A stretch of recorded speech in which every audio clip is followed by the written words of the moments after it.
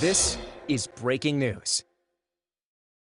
Right now, Mayor Eric Adams is expected to make an announcement on the New York City vaccine mandate. Let's go to that now. The Red Sox.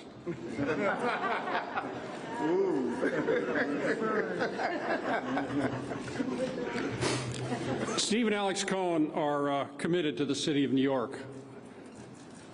During the height of the COVID epidemic, there are almost $17 million fund to help local businesses here in Queens, as well as the location of a vaccination center here at Citi Field. Now, we're proud to partner with the mayor and his team in their effort to reopen New York City and drive the economic recovery. Mayor Adams asked that this event be held in the Jackie Robinson Rotunda. Our home opener on April 15th coincides with the first game Jackie Robinson played for the Brooklyn Dodgers, starting at first base, April 15, 1947. We look forward during that April 15th game to celebrating Jackie's accomplishments and the historic nature of his start with the Dodgers that changed baseball and changed America. We look forward to not only celebrating Jackie, but the 9 ideals that drove him to the success that he achieved. It's my pleasure now to introduce to you the 110th Mayor of New York City, Mayor Eric Adams. Thank you so much, Sandy and Randy. It's good to see you. Let me be clear on something. I'm the mayor of the city, and I'm going to make some tough choices. And people are not going to agree with some of them. They're going to look through their primary lens. They're going to talk about different things. But generals lead from the front. I was not elected to follow. I was not elected to be fearful, but to be fearless. I must move this city forward. If it's about ridding our streets of guns, it's about turning around our educational system, it's about dealing with our economy. I know people would like to stay and just pinpoint one issue and one item and make a decision, but I have to take the totality of my city and your city to turn around. And I want to be clear, I am unafraid of making the decisions, just like I was unafraid to put on that uniform and patrol the streets of this city. Tough choices take a tough person to be able to make them. And I know and you know, 8.8 million people in this city, 30 million opinions. I got it. And today, the decision we're not making it loosely, haphazardly. We're not doing it because they're precious to do it. We're doing it because the city has to function. We're leading the entire country, for the most part, in unemployment. We're seeing unbelievable vacancies in our business district. Everyday men and women that are standing right here is dependent on our economy turning around so they can provide for their families. Then we have to have vaccination rules to make sure that we don't close down the city again. You take all of the combinations of what we must do, and you realize you better have a mayor that's willing to make those tough choices and willing to stand up and do what's right. And that is what we're doing today. Today, we're joining and saying that we will continue to take steps for New Yorkers, for visitors to come back to the city, to ensure that union employees are working, to ensure that we open our entertainment venues, our ballparks, our concert stages, to bring people to the city. A multi-billion-dollar industry is tied to tourism. That's a real issue for us. And I've always said over and over again, we're going to focus on the science, we're going to do what's right, and we're going to make sure we're healthy. And being healthy is not only physically healthy, it's economically healthy. Unemployment leads to the economic unhealthiness of this city. All of these things are taken into mind. And since we lifted the mask mandate for K through 12 students, cases have remained low. I stated we were going to peel this back in a smart way, one step at a time. And the same goes with our lifting of the Patriot requirements under the key to New York City. Another layer peeled away. New York City is at a low-risk environment. And so today we take another step in the city's economic recovery and support local businesses, entertainers, and performances, and those performance venues across the entire city. And just like any player, some people will boo us, but there are also those who will be employed and would cheer us. That is not only the game of baseball, but that's the game of life. And we have to be on the field in order to win in both the game of life. Today I signed Emergency Executive Order 62, expanding the performance exemption to private employer mandates. This is about putting New York City-based performers on a level playing field. Day one, when I was mayor, I looked at the rule that stated hometown players had an unfair disadvantage for those who were coming to visit. And immediately, I felt we needed to look at that. But my medical professionals say, Eric, we're at a different place. We have to wait until we're at a place where we're at a low area and we can re-examine some of the mandates. We're here today. Currently, only non-residents are exempt under this executive order. We expanded it to residents of New York City. It's unimaginable. We were treating our performers differently because they lived and played for home teams. It's not acceptable. This exemption has been put in our sports teams as at a self-imposed competitive disadvantage. But this new order would help boost our economy. Now, before I go on, let's be clear about this. I've said it and I will continue to say, all of us should be vaccinated, even our players. We will continue to promote vaccinations and booster shots. It's imperative that we do so. That's how we got here. That's why we have an NBA season, because of the vaccination. Over 90% of players did so, and I'm hoping that we will reach the 100% numbers in both Major League Baseball and in basketball and other professional sports. We will continue to push and hope that they do the vaccination and booster shots. This is about supporting our local vendors, our local stores and performers. Walking outside of Yankee Stadium the other day and hearing those vendors on the ground that benefit from the baseball season saying how important it is. Players attract people to the stadium.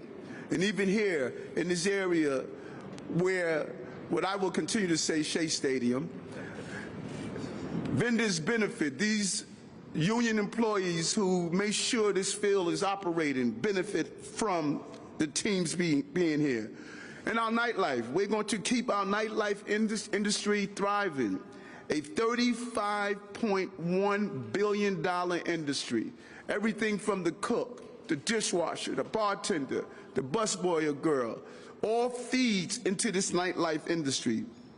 And by putting our home teams on equal playing field, we increase their chances of winning, and that has a real impact on our city. This is just not fans in the stands, but it is people in the stores. Every time a championship or a game is played here at Yankee or Met Stadium, it's a boost to $11 million into our economic impact for New York City during the playoff seasons.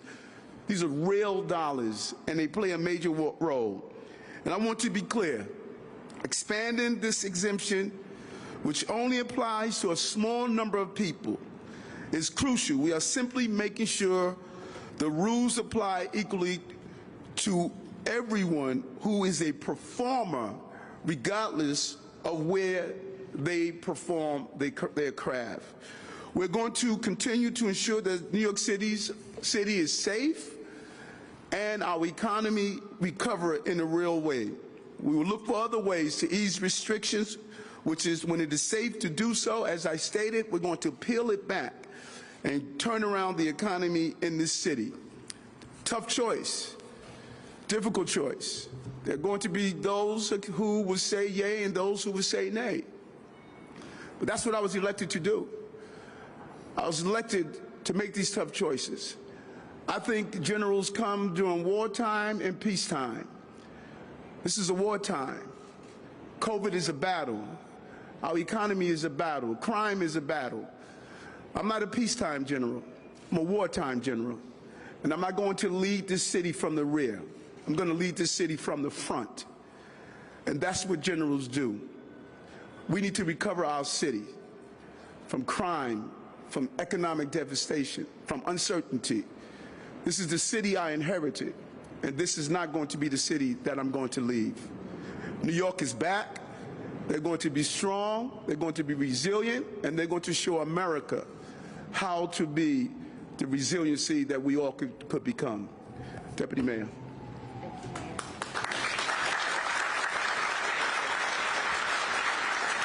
Thank you, Mayor Eric Adams. Good morning, everyone. It's fantastic to be here at Citi Field. Thank you for hosting this morning's event.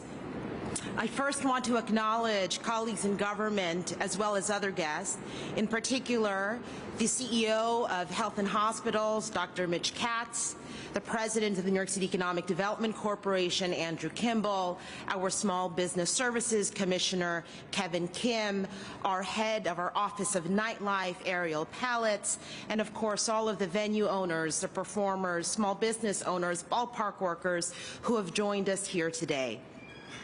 Now, exactly 2 weeks ago, the mayor and I stood at the Hunts Point Terminal Market in the Bronx and unveiled a blueprint to accelerate our economic recovery. Central to that vision is getting our city and its major industries back up and running quickly and safely. And today is another milestone in the city's continued reopening and resurgence. Now, just a little bit of history and background here. At a very different moment in our pandemic, the previous administration enacted an emergency executive order requiring venues and other establishments around the city to require proof of vaccination for both their staff and for patrons. Now, there was an exemption added to that requirement, allowing for visiting performing artists and professional athletes who are not vaccinated to still be able to sing at our music venues and play in our stadia. Now, that was a deliberate decision, of course, based on a relatively small number of individuals being exempted, which meant a minimal impact to public health, but an enormous impact to our struggling venues and entertainment sector by allowing them to book more performers and fill more seats. However, as the mayor mentioned, that original exemption was limited to non-New York City residents, essentially creating a double standard that disadvantaged local artists and athletes and really did continue to limit our full economic resurgence. The mayor, of course, has been committed to adjusting these types of restrictions, but only in a thoughtful, deliberate manner, always guided by science. And that is exactly what we are doing here today.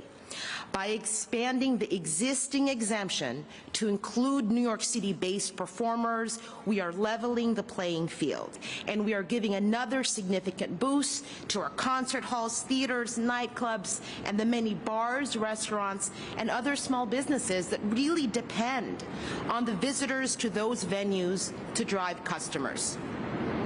Now, this is not just about our professional sports teams, as amazing as they are, but it is also about, of course, our local performers and entertainers, whether you are a jazz musician playing in a club in Flatbush or a comedian taking stage at Comedy Cellar. Today, we are adjusting a policy that left New York City performers on an uneven playing field. And as the health indicators continue to improve, we are certainly looking forward to seeing our nightlife, and entertainment industries come back to life. Now, those sectors, nightlife, entertainment, employ nearly 300,000 New Yorkers and generate, as the mayor mentioned, over $35 billion annually in economic output. Over the past 2 years, so the stakes here are really high. Over the past 2 years, there were job losses that hit industries in these sectors in very intense ways. Our nightlife sector lost close to 300,000 jobs at the peak of the pandemic, one of the starkest impacts of COVID. And it's still down about 80,000 from pre-pandemic levels. But thanks to the work of New Yorkers, including the roughly 90% of New Yorkers who got vaccinated, we are in the position of propelling this part of our economy. And we certainly look forward to the creative energy, the artistic expression, and of course, the World Series championships that are to come. So thanks to everyone for being here. Now I'd like to invite Randy Levine, the president of the Yankees, to say a few words. Thank you.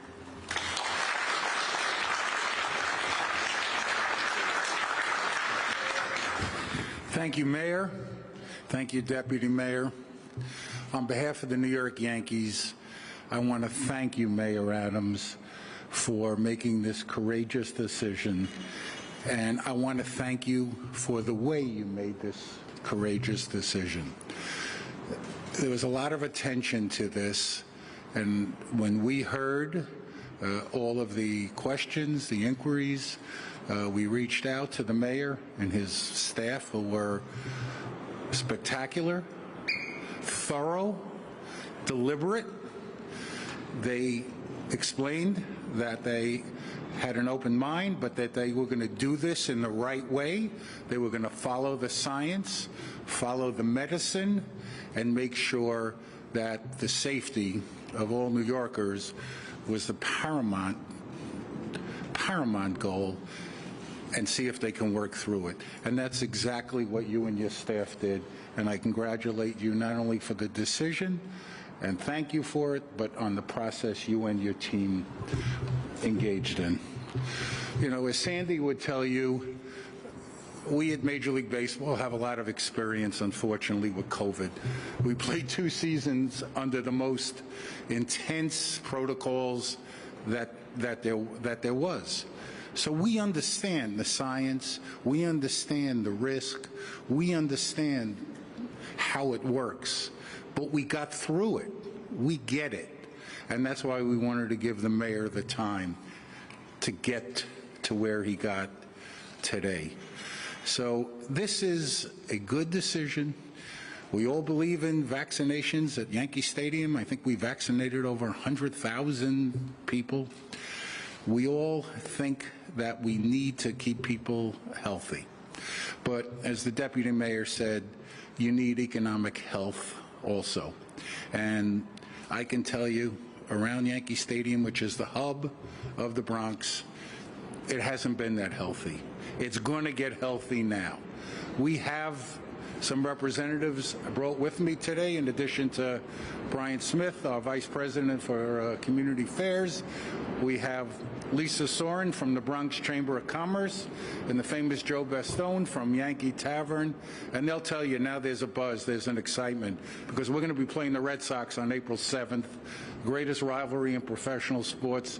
And the Bronx and the city are going to be ready and rocking. We're going to get people out there, businesses open, selling merchandise, getting charged, getting people out of their house to get ready for a great season, which is going to happen here at Citi Field also.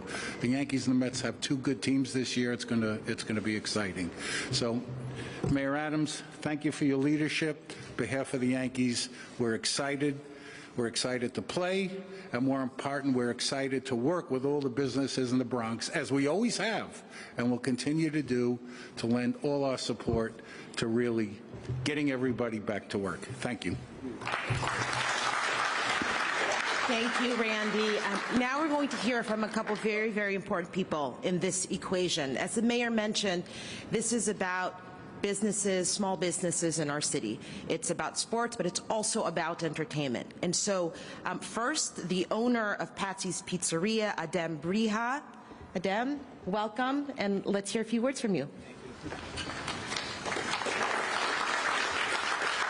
Thank you, everyone. Hi, my name's Adem Bria, and I'm the owner of Patsy's Pizzeria, one of New York City's oldest and most iconic pizzerias.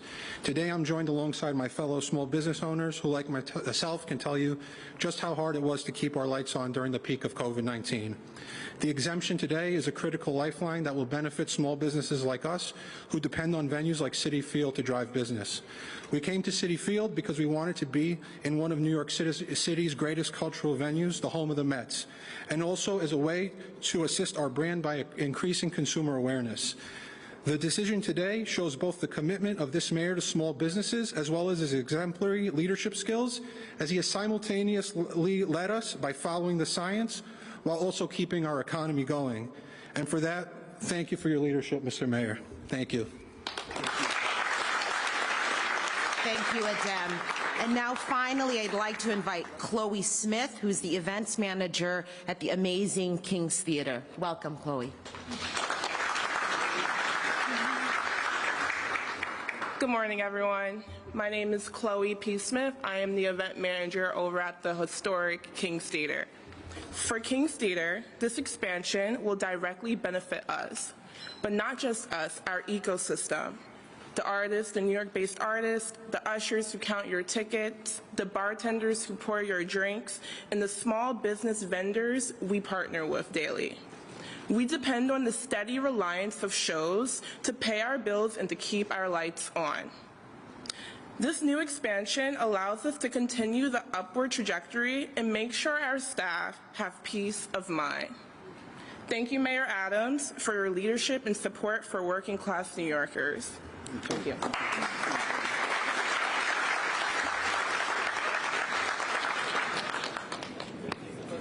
Folks, we're going to take on-topic questions from members of the media. Please raise your hand and we'll call on you. We'll go one by one. Andrew Steph, go ahead. Mayor, when I asked you about whether you were going to roll back this mandate 2 days ago, you said that baseball and basketball and others were going to have to wait. They only had to wait 2 days. You also said you're relying on the science. The science hasn't changed in 2 days. So why did you make this decision now? Well, first, I was accurate. They say I have to wait. 2 days is still wait. I was not going to roll it out when I rolled out the other aspects. We're peeling it back. We had a plan based on my medical team on how we're going to roll it out. And we're at the date that we feel this is the time to roll it out. So there's been a lot of criticism from both private and public employees who lost their jobs because of the vaccine mandate. I guess it's a twofold question. The first is, what is your response to that? And the second is for, I guess, Sandy Alderson and Randy Levine. Did you fire employees of both Citi Field and Yankee Stadium for not getting the vaccine? How many? And will they get their jobs back if they're not, you know, the guy who works at Carvel or the Mets team store? I think to them, let's be clear, we had an urgent emergency pandemic, and I still take my hat off to the former mayor. It was some tough decisions he had to make. I know what it was like at the beginning of the pandemic. I know what it was like after the variants returned. We made the right decisions, and I stated over and over again, we are going to continue to pivot based on COVID pivoting. We will pivot with it and make the adjustment of both our medical care, our physical health, and our financial health. The timing is exactly where we felt we should be, and make the tough decision to execute the plan. So I'm sorry, if Mr. Levine and Mr. Alderson, if you could just comment, because did you fire employees for business, and also doesn't that speak to small business and economic if someone lost their job because they didn't get vaccinated? Yeah, let me say on behalf of the Mets that we are fully committed to vaccinations, and we are a mandated employer. The vast majority, 99.5% of our employees complied with that mandate and are fully vaccinated. There were 1 or 2 cases that came up that people were not prepared to be vaccinated, and their situations, they were terminated. You said 99% are vaccinated, but does that extend to the players? Well, the players are unionized, and the players are sort of outside the scope of our mandate, just by virtue of our relationship with Major League Baseball, the Players Association, et cetera. So everyone involved with the Mets, including scouts who are not residing in New York City and may not even come to New York City or to Citi Field, everybody's required to be vaccinated. Before you do that, let's be clear on those numbers, because I don't want you to miss those numbers. Over 90% of his employees, over 90% of NBA players, over 90% of baseball players. So let's not give the impression that the overwhelming number of people in the city participated and understood the urgency of the moment. The overwhelming number of New Yorkers knew we were under a real threat, and they participated. And so as we move forward, we are being extremely careful on how we move forward, because the overwhelming number of New Yorkers don't want to go back to what COVID did to us. Mr. Mayor, we'll take questions one at a time, Marcia. Yes. How are you, Marcia? I'm good, Mr. Mayor. How are you? Quite well. Glad you're having a good day. So here's the question. You, as I know you're well aware, almost every municipal union has come out to criticize you today, especially because about 1,400 or 1,500 city employees lost their jobs because they did not want to get vaccinated. I wonder if you're thinking, given the fact that you've lifted this mandate for baseball players, if you would consider rehiring those 1,400 or 1,500 city workers who lost their jobs because they didn't want to get the vaccine, or would you do anything for them to compensate for the fact that they did lose their jobs? Not at this time. I want to take my hat off to those countless number of New Yorkers, municipal employees that understood what we were going through as a city, and they stood up and they did the right thing. They understood that regardless of their opinions and feelings, they were municipal workers. These cases were played out in court. The judge ruled on behalf of the city, and I just want to commend those New Yorkers who are city employees, several 100,000 that knew we had to protect the city. And at this time, we are not reviewing if we're going to bring back those. A large number they were hired with the understanding they had to be vaccinated. They understood that, and they decided not to do so. So at this time, we're not entertaining it. Follow up.